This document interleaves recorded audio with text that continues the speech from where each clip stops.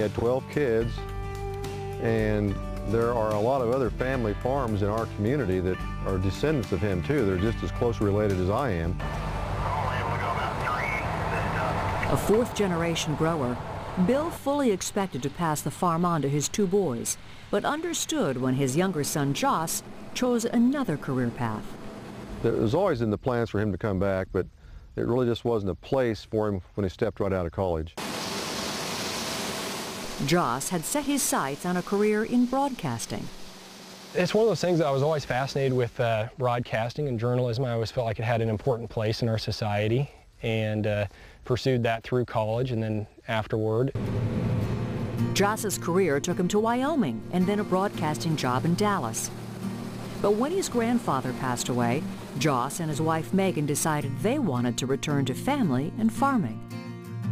Family is just extremely important. You know, this farm survived for 5 generations. There's somewhat of a responsibility and a reward to being part of that and hoping to carry it on for our children to make them the 6th generation. Brother Bart says Joss's return was a natural transition back to the farm. You grow up on the farm like I did and my brother, and you help your dad all your life growing up, and your brother's always alongside working with you, and your dad is the one that's obviously in charge, but hands the reins over to you quicker than he probably would an employee, because by osmosis you pick up on things a lot quicker when you eat it and breathe it and live it. Joss admits there were some initial adjustments to make from city to country life. Megan was pregnant and she was really wanting a Starbucks fix right after we'd moved back, and so we drove to Colby, which is the nearest Starbucks, 80 miles away, just to get a coffee and then back home. While Bill Briggs understands the contributions that urban communities make to the nation, he thinks farmers are fortunate to see very different, tangible results. You know, you realize that you're doing something that's important for everybody's daily living, and I think most farmers feel the same way. They want to leave everything better than the way they found it. And through different farming techniques, I think we're doing that now. And so everything's very tangible. You see what you're doing, and you get to see everything grow and mature and then harvest it. It's a life choice important to his sons as well. You know, I feel like farming is probably one of the most rewarding things a person can do. When you actually can physically put something in the ground, watch it grow, and then reap the harvest off of it, and know what that product's going to do for not only people in this country but other countries, that's a very rewarding feeling. Do you think there might be enough moisture here then? Bill, Bart, and Joss collectively farm more than 7,000 acres of wheat, corn, and sorghum. We try to communicate with each other all the time. Joss pretty well takes care of making sure things are fertilized right and kind of takes care of that. Bart works on the marketing a lot. And I'm trying to turn things more and more over to him all the time, because in about 3 or 4 years I expect to be completely retired and rent my shares to them. Sons Bart and Joss also raise cattle on another 800 acres of grassland. My brother and I run a cow-calf operation. It's Red Angus, and we've mixed some Shorthorn in it, and we'll grow the calves up and sell them in the winter, and then start all over again next spring.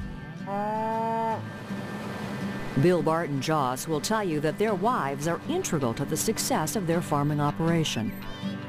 Amy's a big reason of what makes this work for me and for our farm. And with her support, you know, we're able to get the things done we need to get done in the field. She handles a lot of the books for us, and a lot of the support that's kind of goes unsung behind the scenes.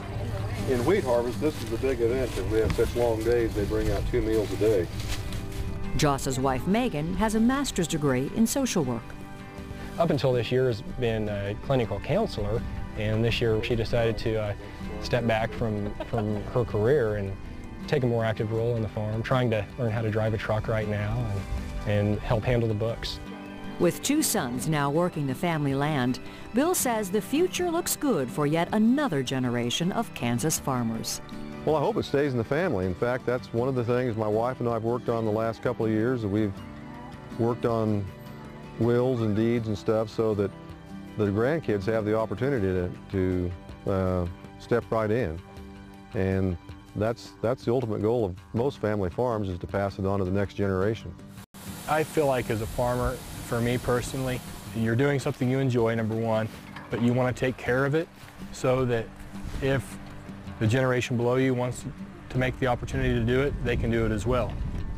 We want to make sure that door's open to them, that if they're passionate about agriculture and want to live out here, obviously that'd be our goal, that'd be our dream, but you know, it's up to them, but we want to make sure that option's available to them if they want to come back.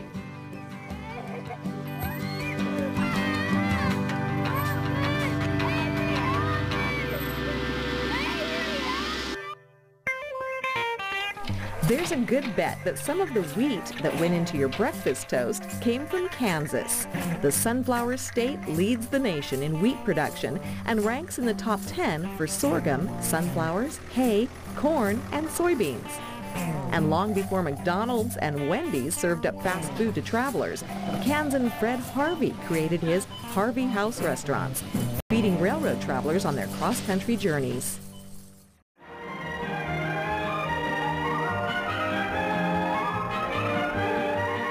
Prime rib, London broil, New York strip steak. Hey, meat lovers have got their favorite cuts of beef. Mine is the good old filet mignon. But what about all the labels that are on the packages? Prime, choice, select. What does all that mean?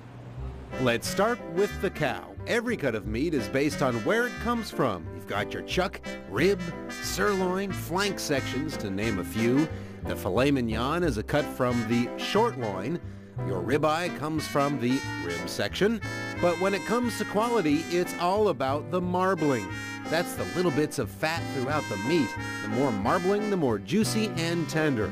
Marbling and age of the cow are used to determine if the beef is labeled prime, which is the best, choice, which comes in second, or select.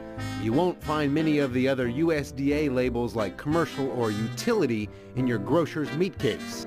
Ever find yourself stuck in a beef cooking rut? Well, if you're looking for new ideas for cooking meats on the grill, in the oven, or on the stove, a good place to start is with the butcher at your local grocery store. They've got some great recipes for that cut of meat that you take off the shelf. And now to a story that could be called divine intervention. We want you to meet the Dominican Sisters of Mission San Jose in Fremont, California, and a man on a mission to help keep one of the state of California's oldest olive tree crops alive.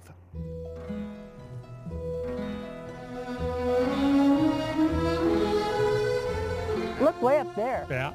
I mean, way at the top. Bunch up here. Excitement fills the air for the Dominican Sisters of Mission San Jose. But see this one too. It's that time of year again when their olive trees are loaded.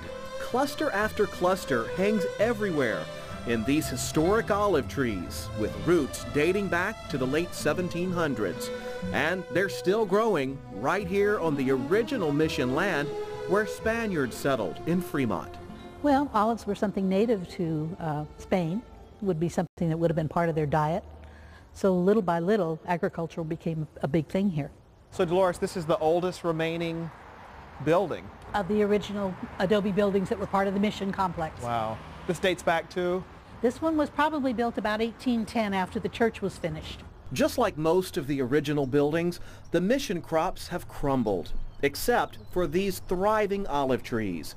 This is the oldest standing mission olive orchard in the state, covering the land that remained after most of the mission property was sold to ranchers in 1830. We got back 28 1/3 acres of our land, some of which now we have sold off as well.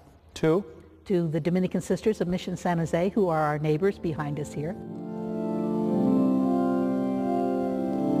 Behind the mission, rows and rows of olive trees, leading up to the Dominicans' mother house, sort of a divine intervention, introducing the next generation of caretakers for the crop. For decades, the Dominican sisters would harvest the fruit and press their very own olive oil by hand for sacrament celebrations and convent cooking. But in 1964, that harvest ended when the sisters could no longer handle the harsh labor of picking and pressing. So you used to pick these trees right out here? But I remember more trees being here. And more, you know, not so high, because I think they have grown. They were lower. They were lower, so I could hide. Sister Florence Kumbelich is rooted right here. He has such a passion. He has a passion for the olive trees and the olive oil and, you know, its many properties, from the sacred to the secular. And he's really instilled that in us. Well, I think you're going to have a good crop this year, and of course the olive oil will be impeccable. I think that we have a lot better harvest coming up. Your eye is getting trained quickly. I mean, we had the trees, you know, we had the desire, but without someone like Dan, it would not have happened. This is where the sisters' olives end up, at Shabika's processing plant in Modesto. When will these be olive oil? Tomorrow. Tomorrow. Is that fast enough for you? Wow. That's not all that's fast. The olives right up a conveyor belt are dumped into a water bath, and the olive press is on.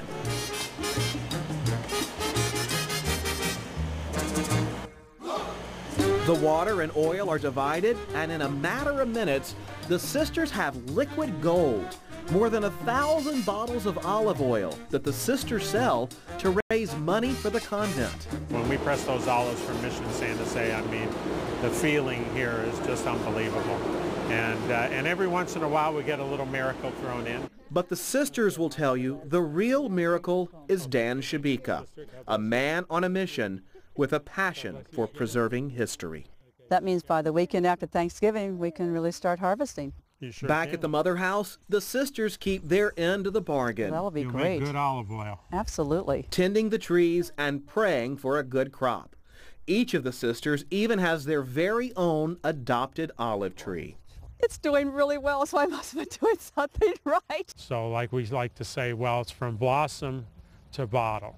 And that's what this is, because there's nobody in between except God.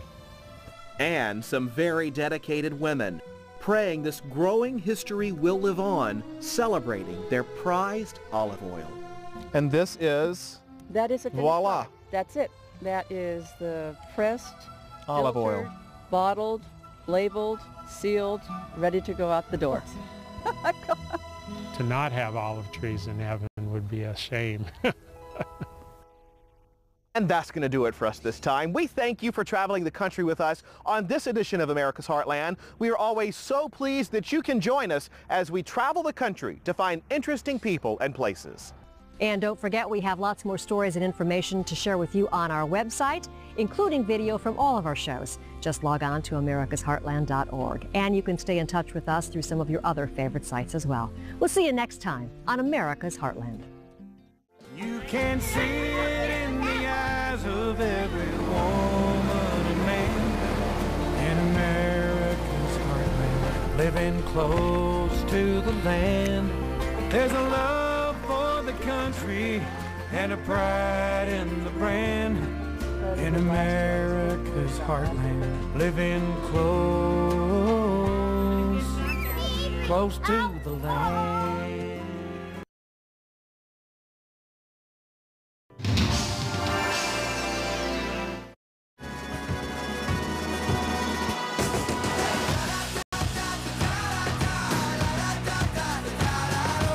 These stunning landscapes are among the many natural wonders that can be found in national parks all across America. And they're the subject of a new film, National Parks Adventure. Maybe we could clear frame. Shot in IMAX 3D, a team of award-winning filmmakers takes viewers on a stunning visual journey across more than half of America's nearly 60 national parks. Action, action, action. Director Greg McGillivray says he wanted to commemorate the park centennial. We all felt that it would be a great idea to celebrate that 100 years by paying tribute to the parks that we love in a big adventure film. And to remind people that they're out there to be enjoyed. I think what I really want the audience to feel is a certain deal of reverence for the parks. The film explains how America's national parks were created by President Theodore Roosevelt and naturalist John Muir to protect and preserve the land and the animals that live there. I'm going back to the earth. I'm going back to the earth. The story is told through the eyes of three modern-day adventurers as they hike, bike, and explore their way across the majestic parks. Producer Sean McGillivray calls the film a road trip. It's Being able to showcase from Yellowstone to Yosemite, the Grand Canyon, to the Tetons, these amazing places while connecting to them through individual characters. Greg McGillivray says the parks were a perfect subject for the IMAX 3D format. Because the audience can feel like they've been there. And so the film really does convey for the audience the best of the parks. When Roosevelt was 25, Actor, director, and environmental activist Robert Redford, who narrates the film, agrees. Because when you go to the national parks, it's a great expanse of nature and it surrounds you. So IMAX is probably the most logical place to recreate that experience for people who can't go there, haven't been there, and maybe will still go there. One of my favorite scenes in the film is when we went up to Katmai, Alaska and filmed bears catching salmon. You feel like you're there. You feel like you're with these bears.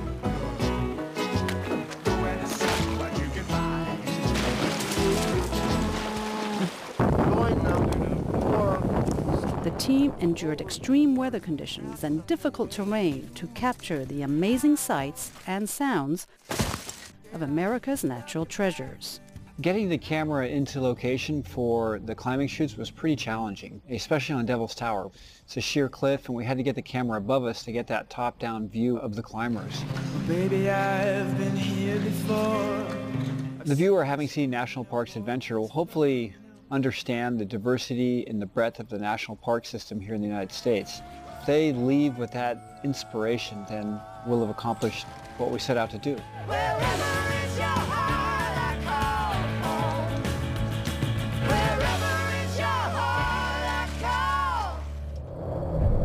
Julie Tabo, VOA News.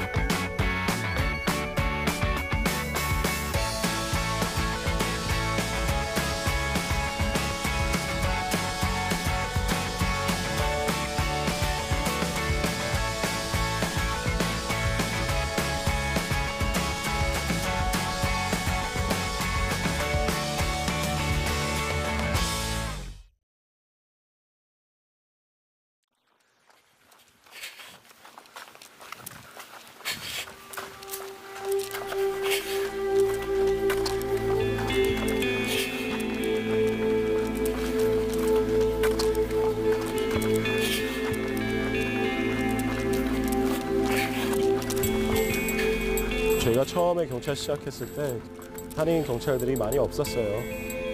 선배들도 없었고. 근데 지금은 이제 한인 경찰들도 많아지고 펠팍 경찰서에서도 벌써 한인 경관들이 벌써 5명이에요. 그래서 후배들이 많이 생겼죠.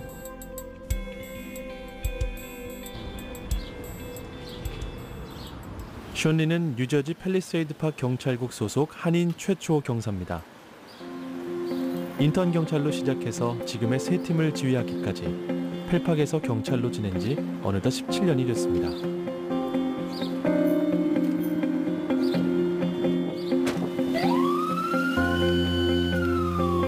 펠팍 도시가 작은 편이라서